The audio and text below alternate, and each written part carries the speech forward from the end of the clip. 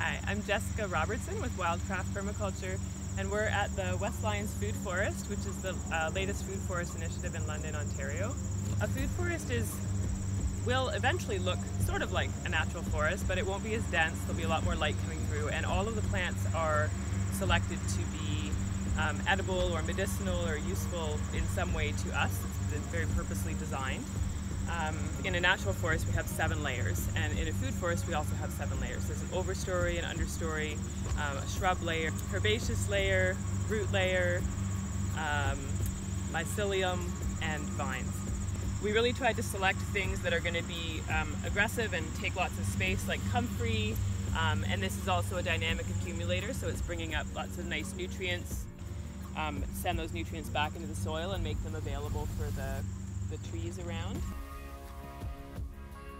So this is oregano, one of the ground covers that we're using. You can see it's just buzzing with bees. There's lots of bumblebees, and I see some different kinds of flies and beetles and lots of different kinds of bees on it. So it's a great pollinator plant. You can also see it's a really nice big clump, and there's no grasses growing up in between it at all. So balloon flower is a nice addition to the food forest.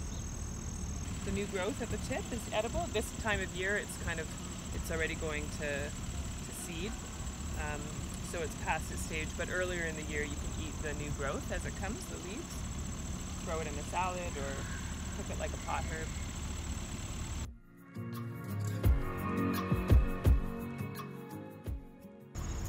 So this is a rose. I think this one is called Snow Pavement. It's a white rose. But it's a rugosa rose, so it makes really nice big hips. That's why we planted them in this garden, in the food forest. We've got several different kinds of rugosa roses. So these are not quite ready yet. When they get a little darker red, they'll be nice and fleshy, and they're really high in vitamin C. And you don't want to eat the seeds though, so you eat the flesh around the seeds and take out the seeds, or just use them whole if you're drying them for tea later. So the West Lions Food Forest is a gleaning forest. It's available for anybody in the city to come and harvest from, or just relax and enjoy, or volunteer in if you wanted to come and do some weeding or watering, and visit with people. Sanctuary London is here on Thursday mornings from 10 to 12, so if you wanted to come and meet some people and learn a bit more about some of the plants, they might be able to help you with that. This was an initiative through the neighbourhood decision-making process in London, so it was voted on by the community as this was an initiative they wanted to put funding towards. And it's a great project. It's still evolving, and it's going to be probably 20 or 30 years before it's really fully established and at its most productive.